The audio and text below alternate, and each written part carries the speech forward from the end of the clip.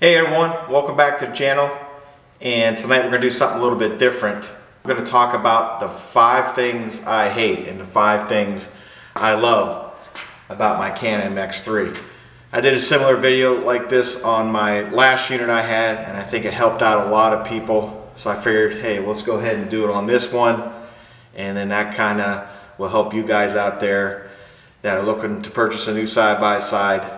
What the positive and negatives are for me, and then that might help you guys. So what we want to do is we're going to go ahead and start off with the 5 things that I hate. So let's go ahead and I'll go ahead and get up and close so I can show you. So one of the first things that I didn't like about this unit was the cab noise. Especially around 5,000 to 5,500 RPM. The air intake for the clutches is right there. Okay, so that's one of the first mods that I did. I went ahead and put the air intake relocation kit, and you guys can go back and look at the video. And basically, there's like a piece of foam in there. And then we cut a hole out right here, and that way the clutches can breathe that way instead of right into the back of your head where your ears are. It's really noticeable when you don't have a helmet on, but after installing that kit right there, that helped a lot. Doesn't take it away. I mean, you can still hear it. That was one of the first mods that I had to do to quiet down, you know, this unit, especially when you don't have a helmet on. The next thing I don't like is the cost of the accessories, okay? And for example, this windshield right here, I got this from Bent Metal, okay? It's a real nice windshield. It's easy to install, and I believe I've saved probably about $600, and I could have saved more, but I wanted the wiper. If you want to just get the regular windshield without the wiper, I mean, it's really cheap. You could probably save almost $1,000 from purchasing a Can-Am factory windshield compared to a Bent Metal windshield. I just thought that was a lot of money for a windshield, and not only that, it's labor intensive to install it. I mean, basically, this whole front end has to come apart to put in a windshield. And with this Bent Metal, I didn't really have to take anything off, just took the roof off, and it just straps on right here, and you're done. Now, I did install this washer kit right there. You guys can check out that video. That was a little labor intensive, but really, I mean, just had to take out the shocks and flip them. That's an example of an accessory. The roof, I believe that's like almost $400, and I thought that was a little high. And another thing I don't like is this particular unit right here. It came with shoulder seat belts, shoulder lap seat belts, and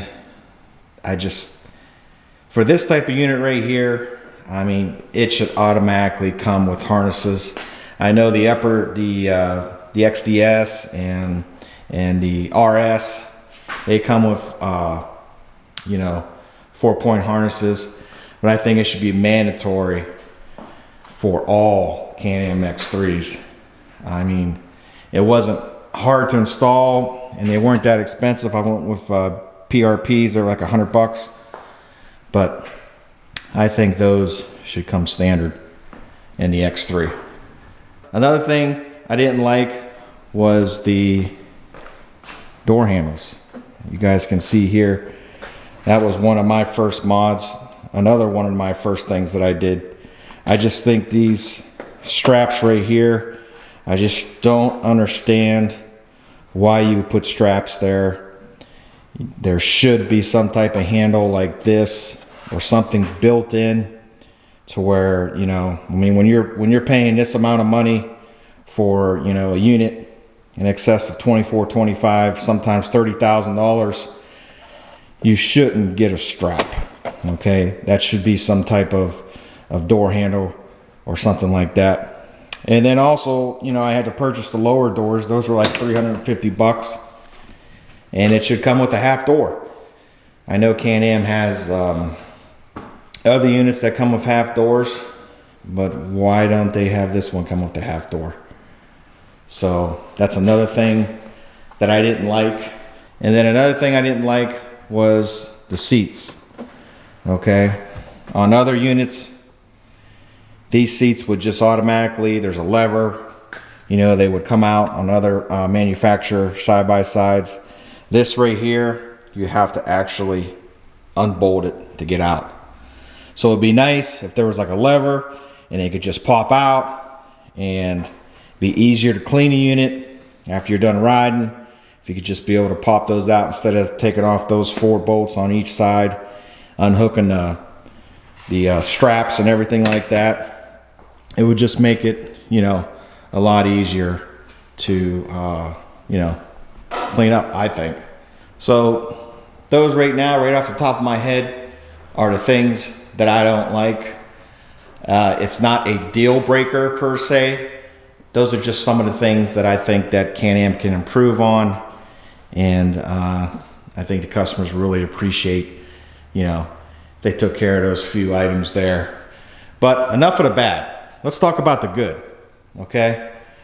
The first thing, and probably one of the main reasons why I purchased this unit, is the looks. I mean, if you just look at the front end, I mean, it just looks mean. It looks like it's ready to race right out of the box. You know, it's just the shocks protruding through the front there. I mean, that looks nice. I mean, just the overall looks of the front and the back. So if you look at the back here, I mean, it looks tough. I mean, it looks really nice. And those are one of the things that I look at when I'm purchasing a unit, is looks. Next thing I like is the power. Okay. Now this particular unit right here, this is the 64-inch RC. It's non-intercooled. So this comes with a 120 horsepower unit. And I tell you what, man, this thing gets up and goes. And also, it's nice that, you know, you can upgrade this. Like, we upgraded to the Whelen WS150 package, and now we're up to 164 horsepower. And I tell you what, it's really a big difference. And you can go on and on and on. I mean, you can go all the way up to 197, 230, you know, just depending on how much money you want to spend and how fast, you know, you need to go for what you guys are trail riding for. And then you can see I got the agency power exhaust system there, so that's pretty cool. Another thing I like about this unit are the LEDs. It comes with rear LEDs, okay, and then the signature front LEDs. Go ahead and turn it on. You guys can kind of see what I'm talking about. I mean, those eyebrows, they look cool. And then these are LEDs too, these headlights. And, you know, I just think that really looks cool. And then the interior, okay? So when you get in here, I mean, it looks like a race car, okay? I mean, it's got all the switches. I mean, we went ahead and put the Phoenix controller in, and put in the belt temperature gauge. But just the overall look of the interior, I mean, when you get in here, it's like you're getting into, you know, a race car, like a rocket ship. And it's like ready to go. And the room in here, I mean, if you're a bigger guy, I mean, I'm not real tall, about 5'11", but if you're like a taller guy, like over a 6'1" or 6'2" guy, I mean, you should be able to fit in here real nice. and have plenty of room for what you need, where it's going to be comfortable when you're riding all day.